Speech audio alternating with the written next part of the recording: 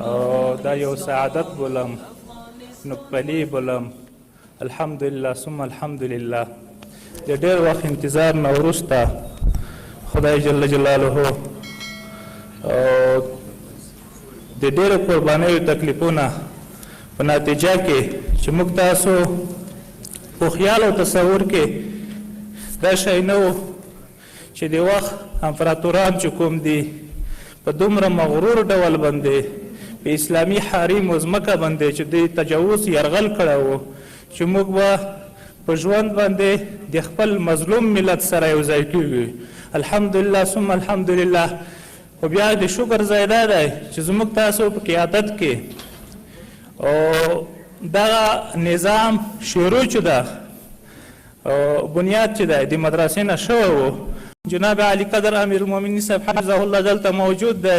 شپږ کاله موږ د دې ترمنځ داسې یوه دوره تېره شوه چې موږ نه پې یادېږي په ډېر کارو کې و د داسې مشکلاتو سره موږ مخامخ شوي چې په علم اسباب کې به د هغه حل ناممکن و. بیا به م چې ده ته رجوع وکوله ده به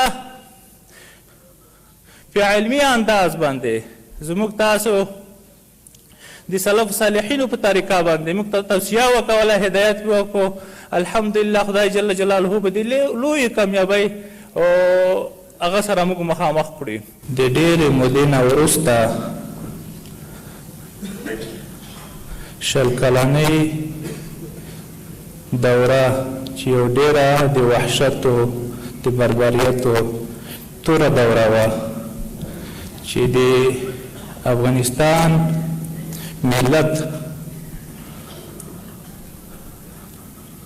باندې په ډېرو کالو کې نه وه راغلي. د موږ تاسو هغه اسلامي او ملي عنعناتو چې هر څه یې تر پښې لاندې کړي وي که یو تصور او فکر مو چېرته کولی چې داسې یو مرحله به په موږ راځي چې په هغه کې به د علماء کرامو مخورو مدارسو مساجدو او ادب دې وي زموږ د ناموس او د عزت سپکاوی کېږي.